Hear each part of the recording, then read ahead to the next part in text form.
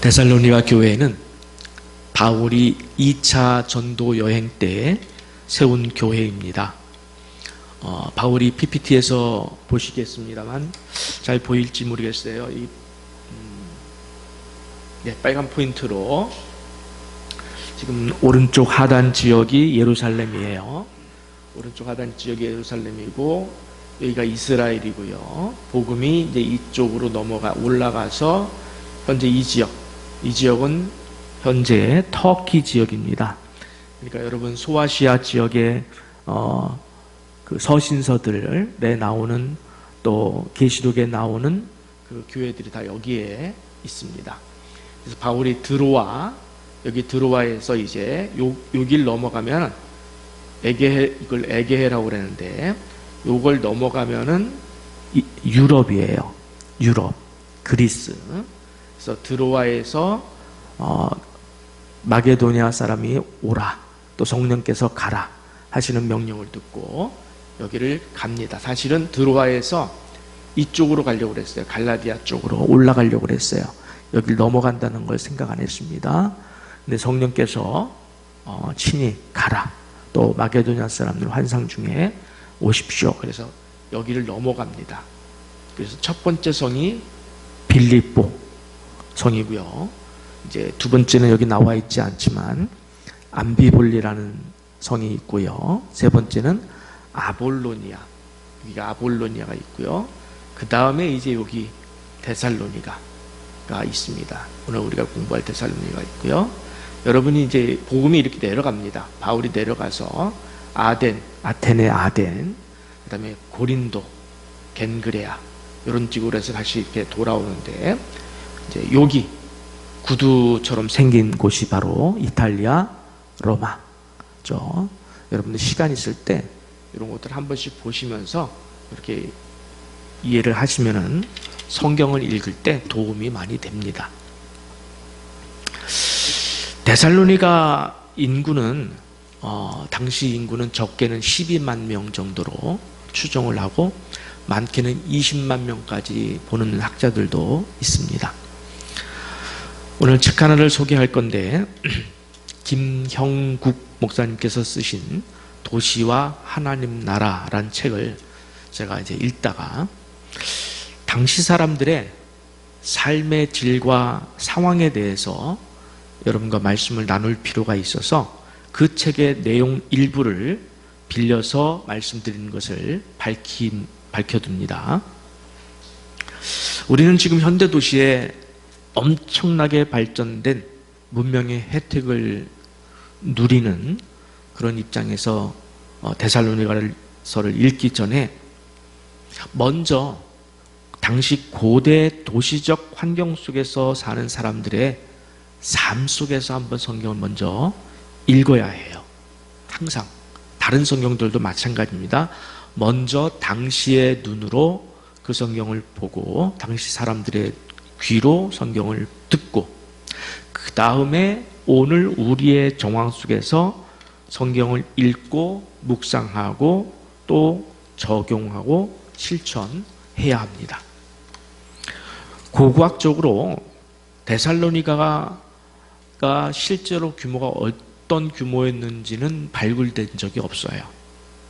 대신에 수리아 안디옥이라고 하는 도시가 데살로니가와 비슷하게 BC 30년경에 세워졌고 인구는 대략 15만여 명으로 데살로니가와 비슷하다 할 정도로 도시가 있어서 그 예를 보면은 그 도시의 크기를 보면은 폭이 대략 한 3.2km 그리고 길이가 한 1.6km 정도 불과했다고 그래요. 여러분 이게 잘 와닿지 않으시죠? 예, 여기서 영통 입구가 한 3km 조금 넘습니다. 여기서 영통 입구 있죠? 저쪽에 신갈 가는 쪽. 예, 그리고 그것의 반 정도가 이제 넓이라고 보시면은 상당히 작은 도시입니다, 여러분.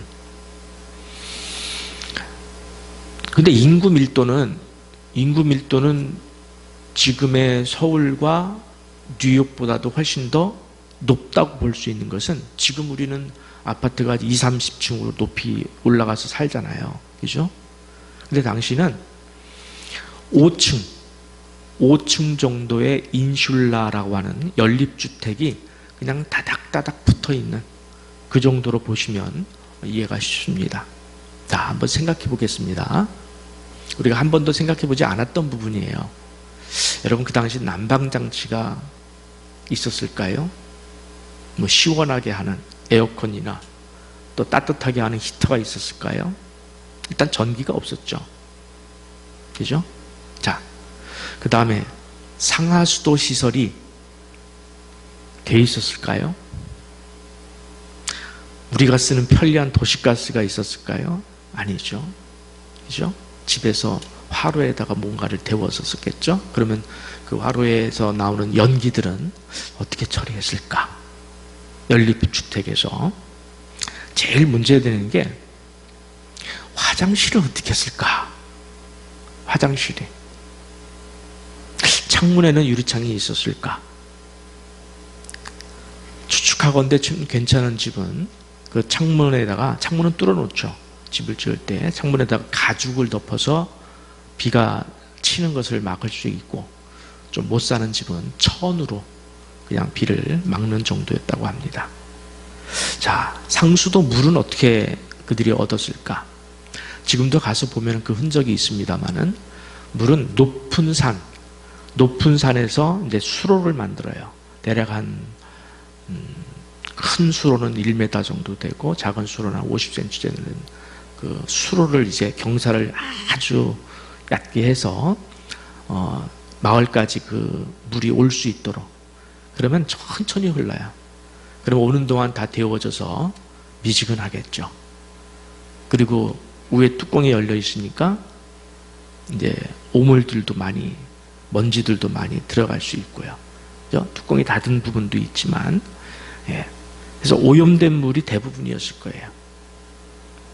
요즘 우리는 쓰레기 분리수거도 진짜 잘하고 아침마다 쓰레기차가 와서 쓰레기를 다 가져가니까 도시가 깨끗한데, 당시는 이런 시스템이 없었을 것이니까 어떻겠습니까? 도시 한켠에는 쓰레기를 치운다고 해도 쓰레기가 그냥 넘쳐났을 것이고, 그죠? 거기에는 벌레들, 쥐들, 천지였을 것이고, 또 하수들 제대로 처리되지 않고 배설물, 공동 화장실, 이게 제대로 돼 있었겠습니까?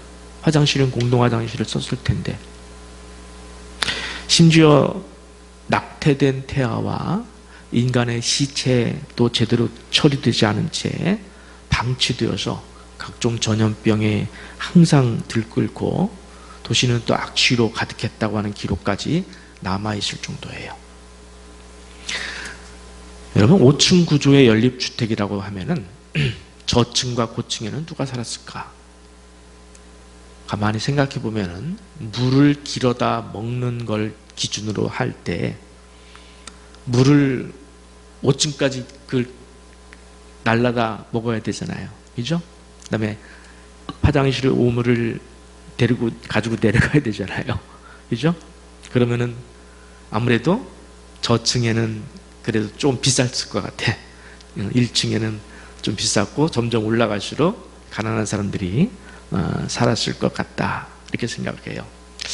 재밌는 것은 배설물을 어떻게 했을까? 우리도 70년대까지 오강을 쓰는 문화였었잖아요. 그죠? 요강을. 그때도 요강을 썼어요. 근데 이걸 어떻게 버렸을까 하고 기록을 보니까 급하면은 그냥 창문 밖으로 던졌다는 그런 기록도 있어요. 그래서 실제로 로마 법전에는 길을 가는데 하늘에서 떨어지는 선물, 선물 뭔지 알죠? 그 선물을 뒤집어 쓴 사람이 법적으로 문제를 제기하면은 법원에서 내쏟아 던진 사람보다 맞은 사람의 잘못이라는 판결이 더 많다고 그렇게 나올 정도로 그 사람들의 어떤 생활 패턴에 대해서 어쩔 수 없지 않으냐, 이런 식으로 사회가 흘러갔던 것 같아요. 데살로니가는 교통의 또 요지였어요. 그 모든 길은 로마로 통한다. 여러분 들어보셨죠? 예, 그 길 중에 하나가 데살로니가가 있었던 곳인데, 길이 많이 뚫려 있으면 누가 들어오죠? 이방 사람들이 많이 들어오죠. 이방 사람들이 많이 들어오고, 이방 사람들이 많이 들어오면 범죄율이 높아지고, 노숙인이 많아지고, 빈민이 많아지고, 고아와 과부로 가득 찬, 그럴 수밖에 없어요. 피난민들, 그죠? 그러면 뭐가 위협받냐면은 항상 생존권 자체가 위협받는 거예요. 생존권 자체가 위협받고, 도둑이 많았고, 여성에 대한 보호가 어려워서 항상 여성들은 강간에 대한 두려움을 안고 살아갔다 하는 곳이 데살로니가 도시의 특성이에요. 종교는 로마의 우상 숭배가 강압적으로 들어왔고, 그 전에 토착 우상 숭배가 이미 뿌리 깊이 자리 잡고 있던 그때에, 그런 곳에 AD 50년경에 바울이 처음으로 예수 그리스도 복음을 그 도시에 가지고 간 거예요. 우리가 복음이라고 하면은 이 성경을 생각할 수도 있지만, 그때는 이 성경이 있지 않고 구약 성경 일부를 아마 카피본을 들고 들어갔을 것입니다. 자, 한번 당시 바울이 데살로니가에 들어갔던 상황을 요약해 놓은 사도행전 17장이 있어요. 17장 1절부터 9절까지 좀 길지만, 여러분이 한번 데살로니가 교회가 어떻게 탄생되었고, 이 사람들이 어떤 핍박을 받았고 어떻게 되었는지 요약해 놓은 거예요. 이거를 볼 필요가 있습니다. 사도행전 17장 1절에서 9절 제가 봉독하겠습니다. 그들이 암비볼리와 아볼로니아로 다녀가 데살로니가에 이르니, 자, 빌립보에서 암비볼리, 아볼로니아, 그 다음에 데살로니가 이렇게 이른 거예요. 거기 유대인의 회당이 있는지라 바울이 자기의 관례대로 그들에게 들어가서 새 안식일에, 새 안식일이라고 하면은 적어도 3주 있었다는 얘기죠. 근데 학자들은 그렇게 보질 않아요. 가자마자 안식일에 들어가서 하지는 못했을 것이다. 아마 그 사람들과 친분을 쌓아야 됐고, 그래서 최소한 한 달 이상, 길게는 석 달 이상 머물면서 새 안식일에 성경을 가지고 강론하며 뜻을 풀어 그리스도가 해를 받고, 즉 예수가 해를 받고 그리스도가 되어서, 이런 뜻이죠. 죽은 자 가운데서 다시 살아나야 할 것을 증언하고, 뭘 가지고 증언했을까요? 구약 성경을 가지고 증언하는 거예요. 구약 성경을 통해서 그리스도가 오셔야 되는데 그 그리스도는 다시 살아나셔야 된다. 증언하고 이르되 내가 너희에게 전하는 예수가, 이 예수가 바로 이 구약에서 말하는 그리스도라. 이렇게 증언하는 거예요. 처음으로. 이해하셨죠? 예. 그 중에 어떤 사람 곧 경건한 헬라인의 큰 무리와, 참 이 단어가 얼마나 저에게 감동을 주는지 몰라요. 아까 데살로니가 도시의 그 상황을 이렇게 염두에 두고 이걸 보니까 그 복음이 정말 단순한 복음이잖아요. 그죠? 근데 거기서 경건한 헬라인의 큰 무리와 적지 않은 귀부인도 권함을 받고 바울과 실라를 따르나, 그러나 유대인들은 시기하여 저자의 어떤 불량한 사람들을 데리고 저작거린 말이에요. 때를 지어 성을 소동하게 하며 야손의 집에 침입하여, 야손이라는 사람의 집에 침입했다. 이걸 기억하실 필요가 있어요. 그들을, 바울과 실라를 백성에게 끌어내려고 찾았으나 발견하지 못하며 야손과 및 형제들을 끌고 읍장들 앞에 가서, 그러니까 로마 사람들에게 하수를 받는 사람들이죠. 관리들이죠. 소리질러 이르되, 천하를 어지럽게 하던 이 사람들이 밖에 소리를, 빌립보나 이런 데서 소문을 들었겠죠. 여기도 이름에 야손이 그들을 맞아들였도다. 이 사람들이 다 가이사의 명을 거역하여, 자, 가이사의 명을 거역한다는 말을 해요. 이따 또 나올 거예요. 다른 임금 곧 예수라 하는 이가 있다 하더이다 하니, 무리와 읍장들이 이 말을 듣고 소동하여 야손과 그 나머지 사람들에게 붙잡았다가 보석금을 받고 놓아줘요. 그래서 거기를 떠납니다. 거기를 떠납니다. 자, 당시 데살로니가인의 삶의 정황을 앞에서 제가 말씀드리고 나서 이 사도행전 17장을 보니까, 또 데살로니가 전서를 보니까 여러분 어떠십니까? 저는 참 마음이 아팠어요. 참 마음이 아프고 그냥 눈물이 나더라고요. 응? 생각해 보세요. 여러분, 교회라고 하지만, 데살로니가 교회, 여러분 교회라고 하지만 이런 교회였을까요? 아니죠. 그냥 추측하건대 야손이라고 하는 사람의 집, 야손이라고 하는 사람의 집, 회당은 있었지만은 그건 유대인의 회당이에요. 교회라고 하는 것은 야손이라는 집, 그것이 교회의 시작이었을 것 같아요. 앞에서 말씀드린 대로 그토록 열악한 환경 속에서 정말 생존권이 달려서 매일매일 치열하게 살아야 하는 그 사람들 입장에서 어느 날 아니 생판 모르는 사람들이 들어온 거예요. 생판 처음 보는 사람들이 들어온 거예요. 근데 그 사람들이 전한 복음을 듣게 되었습니다. 들었는데 마음이 뜨거워지는 거예요. 마음이 뜨거워지는 거예요. 그래서 그 복음을 받아들였습니다. 그 복음을 받아들이고 나니까 목숨을 다해서 목숨을 걸고서라도 그 복음을 믿을 수밖에 없었어요. 그 사람들의 삶이 180도 바뀌는 순간이었고 그들의 운명이 바뀌는 순간이었습니다. 그리고 그들은 그 말씀대로 본을 삼아 따르게 되었어요. 말씀의 본이 되었다고 그랬습니다. 근데 그들이 얼마나 그 말씀대로 살았으면 소문이 각처에 퍼질 정도였다고 그랬어요. 말씀을 읽으면서 한편으로 정말 대단하다. 데살로니가 성도들이 참 대단했다. 그런 마음이 들면서도 그에 앞서서 한편으로는 그렇게 하기까지, 그 본이 되고 소문이 퍼져나가기까지 얼마나 힘들었을까? 아까 보셨잖아요. 사도행전 17장에서 불량배들이 그들을 고소하고 핍박하는 것. 얼마나 힘들었을까? 그러나 그 힘든 것을 뚫고서 복음이 증거되었다라고 하는 것은 우리에게 굉장한 도전을 주는 거예요. 너무나 큰 도전을 받았습니다. 요즘도 전도하면 이런 소리를 듣잖아요. 우리가 요즘 세상에 먹고 살기도 힘든데 교회는 무슨 교회야? 배부른 소리 하지 마. 나 지금 바빠. 이렇게 대답하는 사람 많잖아요. 여러분, 아무려면 우리 삶이, 우리의 현재 삶이 못 산다 뭐 이렇게 얘기를 한들 데살로니가 사람들보다 힘들까요? 응? 아니죠. 삶의 질이 그때와는 비교도 할 수 없이 좋아졌습니다.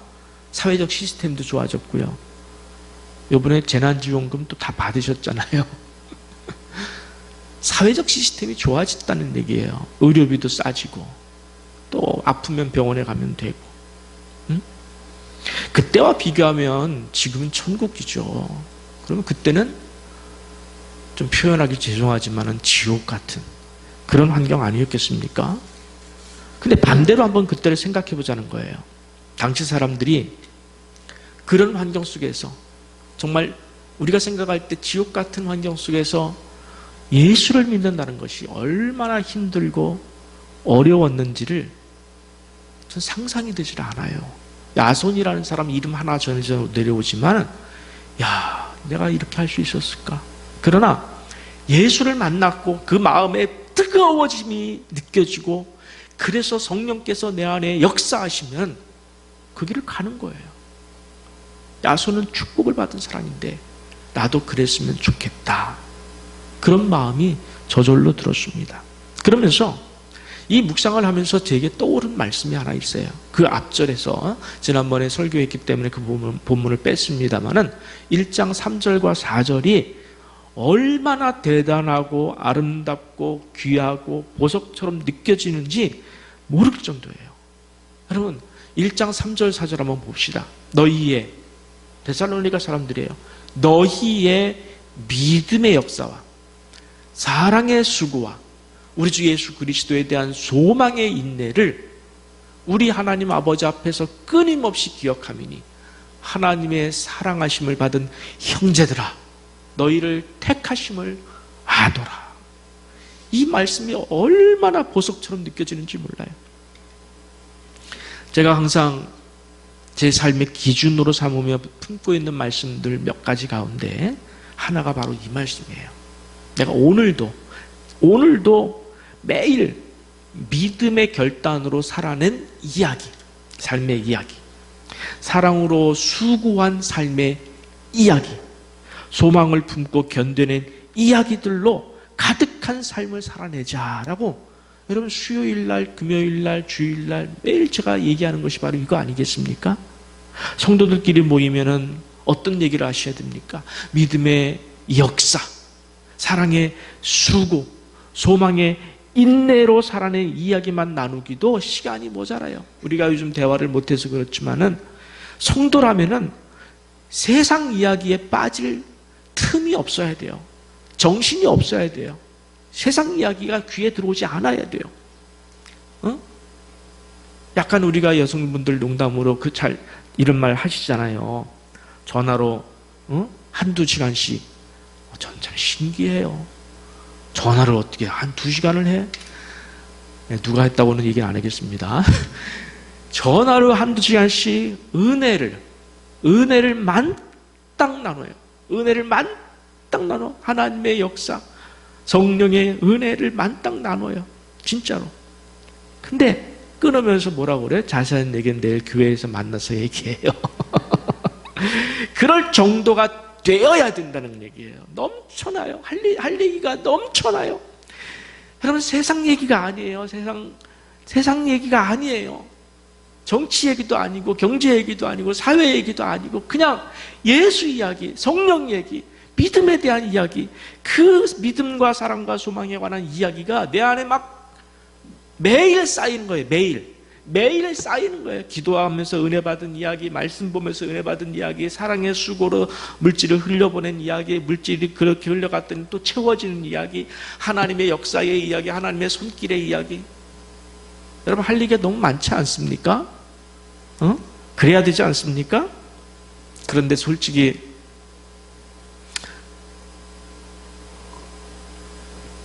이런 삶이 쉬운 것은 아닌 거 알아요. 어렵죠. 쉽지 않습니다. 알아요. 이렇게 되기까지가 얼마나 어려운지를 압니다. 그런데 데살로니가 교회가 몇 주 동안 복음을 전해받았다고 그랬어요? 예, 제가 힌트도 드리잖아요.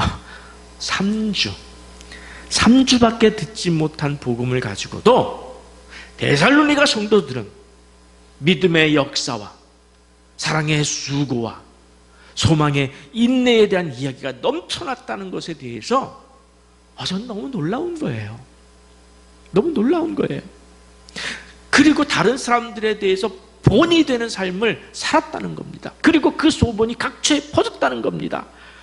여러분 이 신앙이 얼마나 보석과 같은 신앙입니까? 그들이 우리 앞에 온다면 정말 엎드려 절하고 싶고 안아주고 싶고 같이 나누고 싶고 정말 형제가 따로 없지 않습니까? 그렇게 느낌이 왔어요. 그런데 말입니다. 그에 비하면 우리 신앙은 어떤가요? 혹시 여러분 집사님 지금부터 우리 믿음의 역사에 대한 이야기를 좀 해봅시다. 뭐 이렇게 얘기 안 하더라도 집사님 오늘 하나님께서 어떻게 역사하셨습니까? 라고 물으면 입에 자크를 채우시는 분들이 많죠. 갑자기 벙어리가 되시는 분들도 많아요. 할 말이 없는 분들도 많아요. 10분 이상 할 말이 없는 분들이 많아요. 왜 그럴까요? 전 그걸 생각하면 정말 부끄럽고 미안하고 죄송해요. 누구한테? 하나님에게. 그리고 그렇게 살아간 데살로니가 믿음의 선배들한테 정말 미안하더라고요. 한번 보겠습니다. 그들의 삶이 어떠했는지. 본문 6절입니다. 또 너희는 많은 환난 가운데서 성령의 기쁨으로 말씀을 받아 우리와 주를 본받은 자가 되었으니. 그냥 쉽게 읽을 본문이 아니에요. 왜? 여러분, 환난과 그 다음에 뭐가 나와요? 기쁨이 나와요. 이게 어울립니까? 이건 안 어울리는 단어예요. 환난이 있는데 기쁘다고요? 안 어울려요. 그럼 이게 가짜일까요? 아니에요. 진짜예요. 그럼 환난 속의 기쁨을 누리게 하는 강력한 뭐가 있었다는 거예요. 환난을 뚫고 나가는 강력한 뭐가 있다는 거예요. 그게 뭐예요? 성령. 성령의 기쁨을 만나면 환난과 고난도 뚫고 나갈 수 있다는, 너무도 귀한 말씀입니다. 이 말씀은. 그래서 결국 우리와 주를, 바울 일행과 주님을 본받는 자가 되었다. 본받는 자가 되었다. 여러분, 우리가 가야 할 길이에요. 우리가 가야 할 길을 저 멀리서 지금 데살로니가인들이 갔어요. 그렇게 보셔야 돼요. 여러분도 여러분이 삶의 본으로, 믿음의 본으로 삼을 성도를 찾으십시오. 제가 전에도 말씀드렸습니다만, 여러분을 멘토를 삼을 만한, 저분을 내가 따라서 신앙생활을 해야 되겠다라는 사람을 찾아보십시오. 우리 교회 아니어도 괜찮아요. 찾아서인데, 이렇게 찾으면 안 돼요. 100% 온전한 믿음의 사람 없어요. 없습니다. 그렇게 찾으면 안 돼요. 부분적으로 찾으셔야 돼요. 이분은 말씀의 본이 참 본이 되는구나. 그러면 그분에 대해서 말씀의 본만 찾으세요. 말씀에 순종하는 분. 이분은 기도를 많이 하시는구나. 이분 따라서 나는 기도를 좀 많이 해야 되겠다. 이분은 주일 성수에 목숨 거시는구나. 나도 주일 성수에 목숨 걸어야 되겠다. 새벽 기도, 미스바 기도에, 사랑과 헌신에, 또 수고와 피땀에, 또 환난 가운데서도 믿음을 잘 견뎌내는 이야기들을 들을 때, 나도 이렇게 해야 되겠다. 부분적으로. 그래서 이렇게 부분적으로 취합을 해서 나는 온전체가 되기 위해서 노력을 해야 돼요. 여러분, 그렇게 헌신해서 성장해야 돼요. 신앙이 성장하지 않으면 안 돼요. 반대로 여러분 자신이 또 누군가에게 본이 되셔야 돼요. 그러면서 동시에 목사님, 저는 부족한데요. 100% 요구하는 거 아니에요. 그죠? 여러분 100% 온전한 사람 될 수 없다는 거 인정합니다. 부족한 사람이라는 거 인정해요. 그러나 누구나 결점을 안고 있지만 내가 받은 은혜와 사명에 힘쓰고 애쓰는 신앙적인 부분이 있잖아요. 말씀, 기도, 교회를 섬기는 일. 여러분 청소하는 것도 마찬가지예요. 어떤 것이라도 남에게 본이 될 수 있도록 하나님께 받은 은혜와 사명을 다하시기를 축복합니다. 여러분이 가야 할 길이에요. 데살로니가인들은 그렇게 사는 거예요. 제발 부탁입니다. 고인물처럼 정체되어 있지 않으셔야 해요. 신앙에서 부모가 제일 가슴 아픈 게 뭐예요? 아이를 낳긴 낳았는데 1년이 되고 3년이 되고 5년이 되고 얘가 뒤집질 않아. 그것만큼 가슴 아픈 거 없어요. 1년이 되고 2년이 되고, 아까 우리 강장로님께 이제 부산 잘 다녀와서 셋째 딸 아이들 다혜다연이 얼마나 귀엽고 이쁠까요? 정말 입이 벌써 여기 아이들이 때가 돼서 뒤집으면 신기하고, 때가 돼서 이제 말도 해요. 그래요. 이제 말도 해요. 성장했다는 거예요. 그 기쁨이란 거예요. 그게 있어야 되는 거예요. 우리 인생이 그게 없으면 인생이 허비되는 거예요. 사명이 허비되는 거예요. 여러분 5달란트, 2달란트, 1달란트 이야기 아시잖아요. 여러분 아무도 여러분 자신을 1달란트라고 생각하지 않으시죠? 그래도 나는 2달란트, 5달란트라고 생각을 하시죠? 그런데 안 자라면은, 여러분 깊어지지 않으면 여러분이 1달란트예요. 1년이 되고 3년이 되고 5년이 돼도 발전하지 않으면, 깊어지지 않으면 1달란트입니다. 무서운 거예요. 밖에 쫓겨나 위를감이 있으리라. 무서운 겁니다. 어제보다 오늘, 오늘보다 내일 더 깊어지고 넓어지는 신앙이 되기 위해서 날마다 깨어 기도하고 말씀 붙잡고 하나님과 씨름해야 되는, 몸부림쳐야 되는 그런 신앙을 살아야 내게도, 아에게도 믿음의 역사란 것이 이거구나. 내가 믿음 때문에 선택을 달리했습니다. 내가 사랑의 수고를 아끼지 않았습니다. 내가 소망 때문에 선택을 달리했습니다. 이게 하나씩 늘어나는 거예요. 그 기쁨을 이루 말할 수가 없습니다, 여러분. 왜? 하나님을 만나는 기쁨이에요. 하나님의 살아계심을 만나는 기쁨이에요. 응?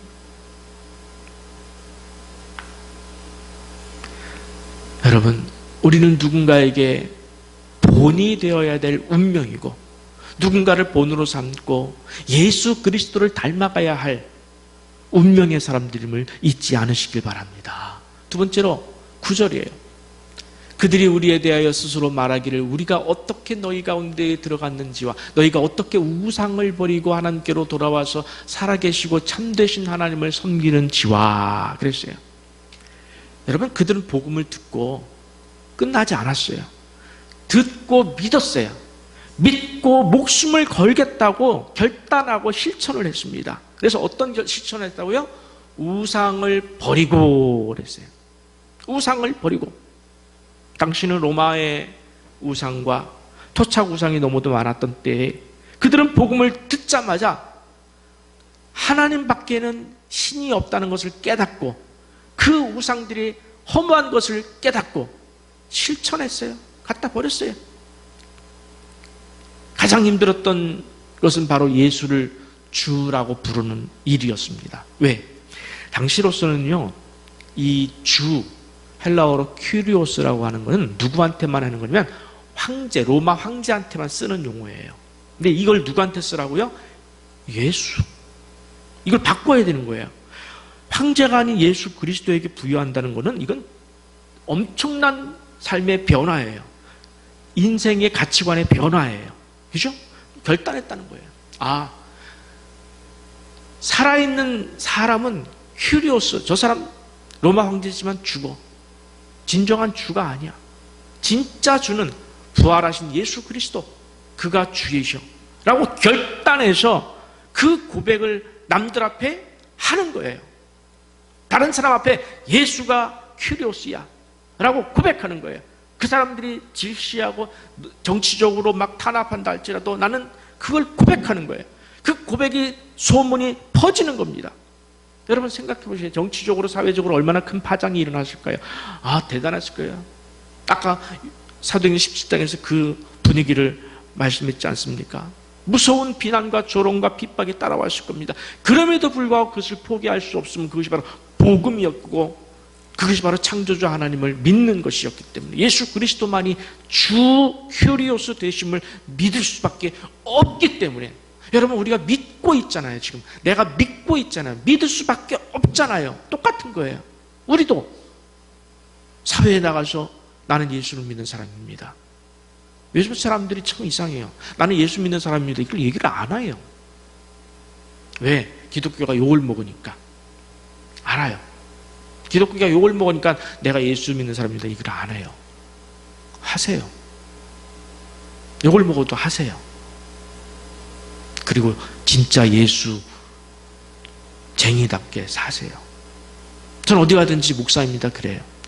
딱 눈에 봐도 저 사람이 싫어하는구나. 보일 때도 있어요. 그러나 다 그런 것은 아닙니다. 저 설명해요. 전 목사입니다. 여러분 우상을 버리셨습니까? 우리 우상이 뭘까요? 우리가 버려야 할 우상이 뭘까요? 첫째, 자기 자신이에요. 제일 큰 우상, 제일 끈질긴 우상. 자기 자신이 우상이에요. 자기가 주인 되어 사는 삶, 최고의 우상입니다. 여러분 쉽게 표현할까요?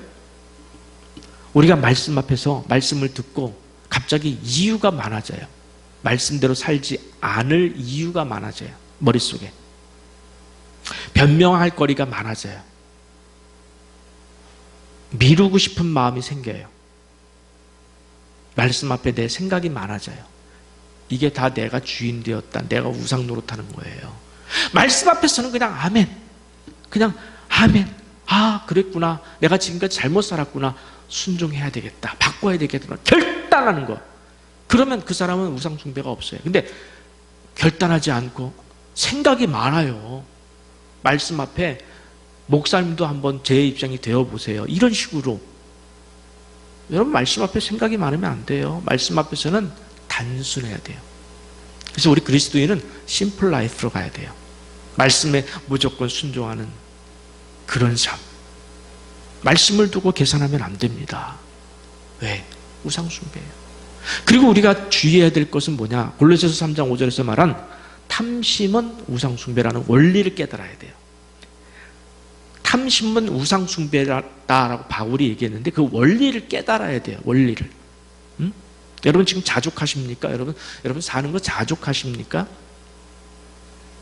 여러분 자족한다는 게 뭘까? 제가 깊이 생각을 많이 해봤습니다. 아, 지금 내가 사는 것에 대해 족하다. 이건 수준이 조금 낮아요. 더 깊이 들어가면 지금 내가 먹고 사는 것과 집과 직장에 대해서 자족하며 감사하다는 뜻은 신경을 안 쓴다는 거예요. 이해가 안 가시죠? 거기에 마음을 뺏기지 않는다는 거예요. 그런 것에 가치를 두지 않는다는 거예요. 여기까지 깊어져야 돼요. 내가 오늘 김치와 밥을 먹었든 내가 오늘 갈비와 밥을 먹었든 no problem. 나에게 그렇게 그게 문제가 되는 것 아니야. 왜? 나는 지금 거기까지 신경 쓸 여력이 없어. 내가 지금 집을 무슨 20평에 살아. 아, 난 지금 나는 50평에 살아. 아, 난 지금 월세를 살아. 아, 그런 것에 대해서 내가 신경 쓸 만큼 내가 여력이 없어요. 내가 여력이 없다는 거예요. 무슨 여력? 뭐 때문에? 하나님께서 내게 지금 깊으신 경륜과 계획 속에서 지금 나를 이끌고 계신 순간이기 때문에 그 순간임을 내가 믿기 때문에 내가 오늘 김치와 밥을 먹었다 할지라도 그것도 하나님의 깊으신 경륜과 계획 속에서 내가 살아가고 있는 중이기 때문에 내가 오늘 갈비를 먹었다 할지라도 교만하지 않을 것은 내가 큰 집에 산다고 내가 뭐가 잘 됐다고 교만하지 않을 것은 내가 뭐가 안 됐다고 절망하지 않을 것은 지금 이 순간도 하나님이 내 인생의 주인임을 믿기 때문에 힘들어도 감사하고 우리가 가는 길이 좁고 협착한 길을 아무도 함께 가려고 하지 않는 길이라 할지라도 나 혼자 간다 할지라도 감사하고 여러분 그게 자족이에요. 자족이라는 말이 쉬운 단어가 아니더라고요. 한번 생각해 보자는 거예요. 여러분 성경에 저도 신앙이 점점 더 깊어지고 있죠? 네. 여러분이 인정받아야 될 텐데 저 나름대로 신앙이 깊어지고 있어요. 근데 제 신앙이 깊어지면서 이 말씀의 깊이를 깨달은 말씀이 바로 항상 기뻐하라예요. 쉬지 말고 기도하라. 범사에 감사하라. 이 말씀이 예전에 느꼈던 그 말씀과는 차원이 틀리게 느껴져요. 그러면서 요즘은 점점 깊어져요. 그리고 항상 기뻐하라, 쉬지 말고 기도하라, 범사에 감사하라. 여러분 이걸 지금 불가능하다고 느끼시는 분이 혹시 있으시면 아직도 신앙이 아직 안 되는 거예요. 아, 되는구나. 항상 기뻐하는 거구나. 이게 되는구나. 되는 이야기구나. 범사에 감사하라. 이게 되는 이야기구나. 그렇게 해야 되겠구나. 하는구나. 아니, 내가 되는구나. 내가 되는구나. 내가 이걸 못 받았고, 없고, 내가 이걸 실패했어도, 아, 이게 내가 문제가 안 돼요. 왜? 하나님께 집중하다 보니까 하나님께 감사가 앞서다 보니까 하나님과 교류하고 하나님과 만나다 보니까 이게 돼요. 그걸 느끼셔야 돼요. 여러분 제가 여러분 여기까지밖에는 말씀을 못 드려요. 데려다 끌어다가 모가지를 비틀어가지고 할 수 없잖아요. 되는구나 까지 가셔야 돼요. 누가 가야 돼요? 여러분이 가셔야 돼요. 여러분이 왜 말씀이 항상 기뻐하라 했는지 이제 알겠습니다, 목사님.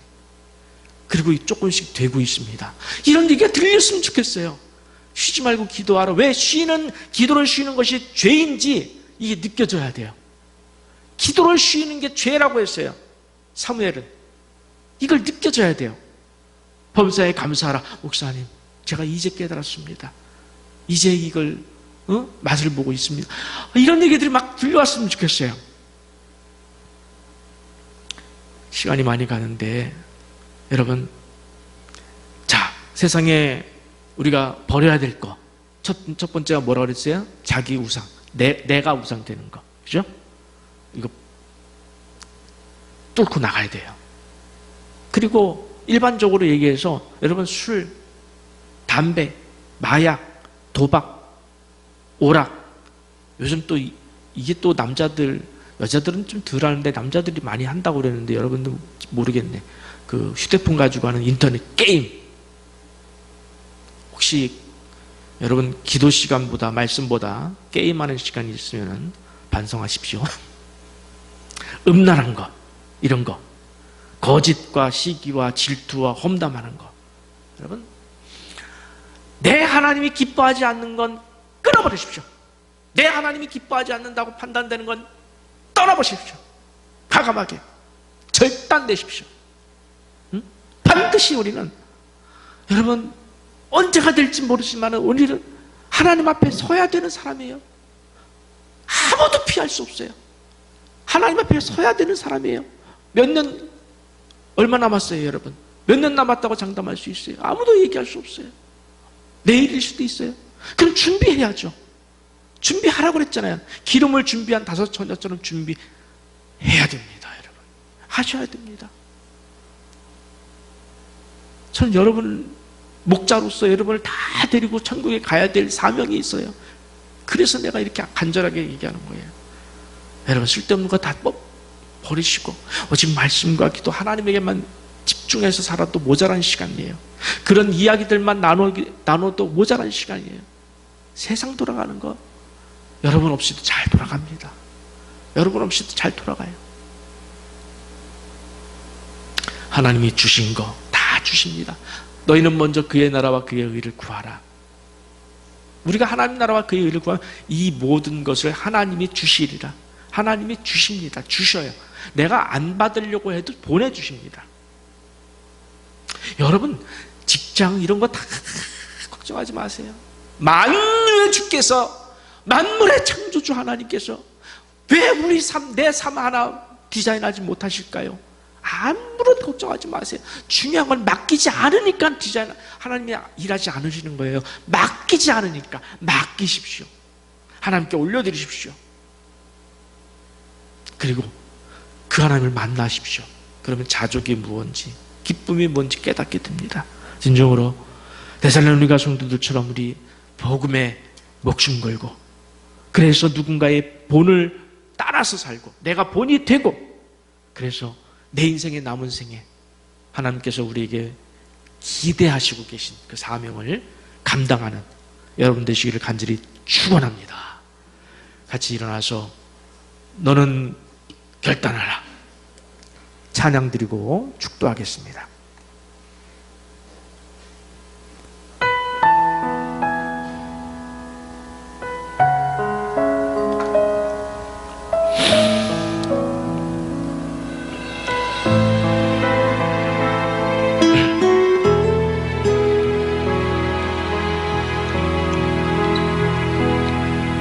내가 도적처럼 왔을 때 너는 자신할 수 있느냐?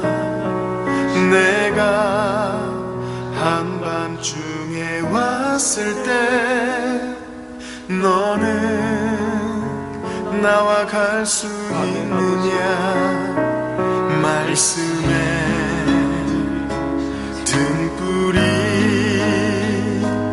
내 삶에 꺼져 있지 않느냐? 성령의 기름이 오래전 말라 있지는 않느냐? 너는 결단하라.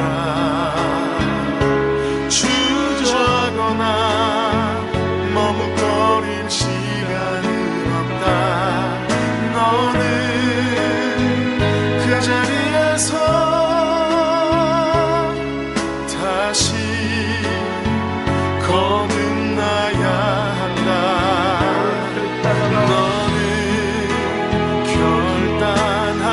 결단하겠습니다.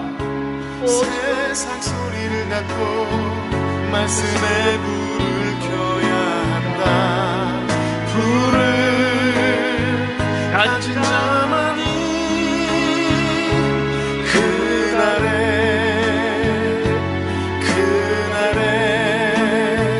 나와간다. 아멘. 아버지,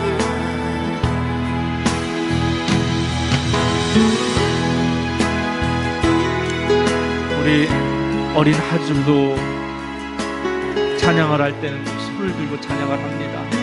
여러분이 보시지 못해서 그렇지 뒤에서. 자, 우리 손을 들고 결단하라. 주저하지 않겠습니다. 주님 결단하겠습니다. 손을 들고 그분을 영화롭게 그분 앞에 나와 단둘이서 찬양을 올려드리겠습니다. 너는 결단하라. 주저하거나 머뭇거릴 시간은 없다. 너는 그 자리에서 다시 거듭나야 한다. 너는 결단하라.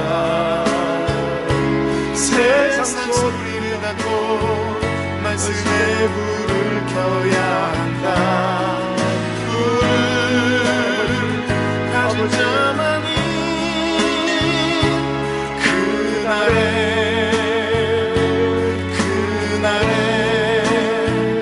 나와간다.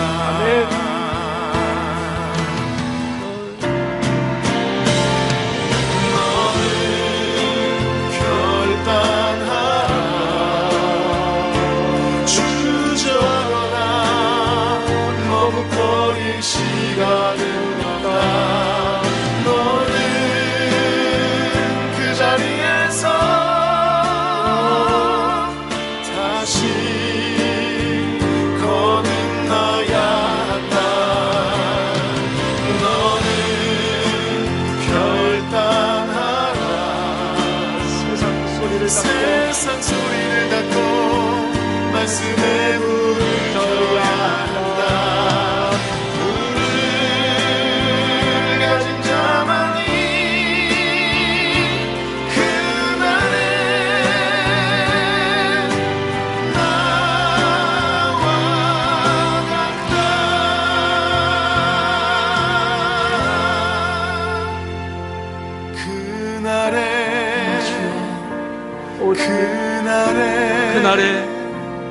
그날에 나와간다.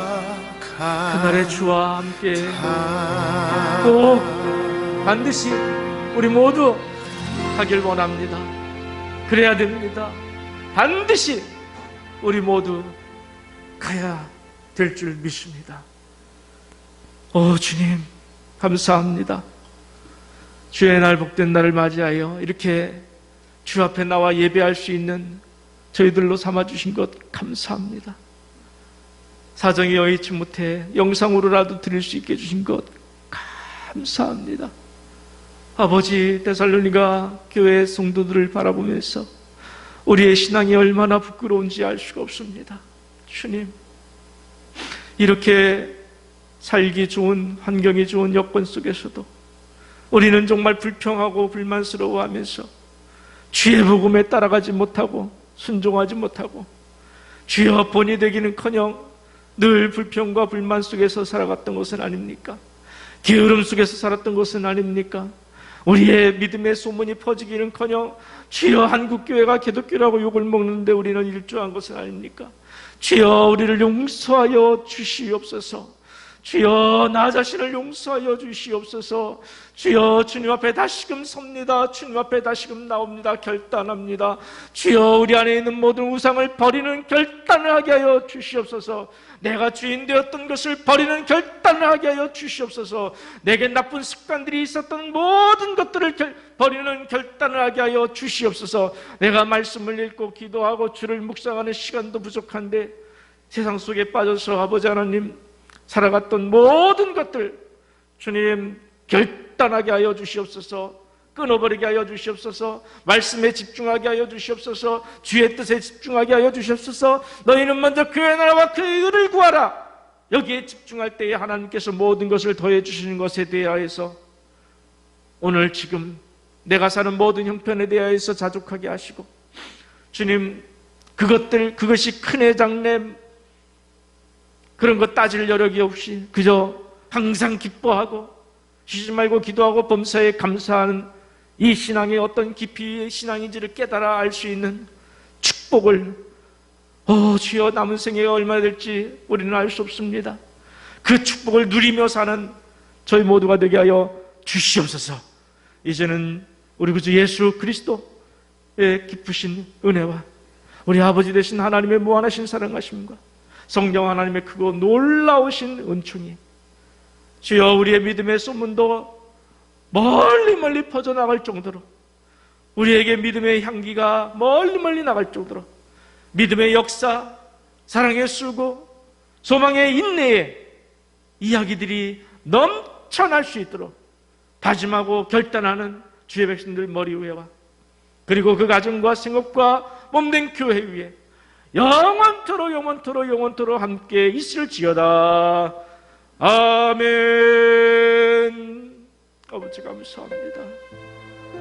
감사합니다. 주님 감사합니다. 홀로 영광 받아 주시옵소서.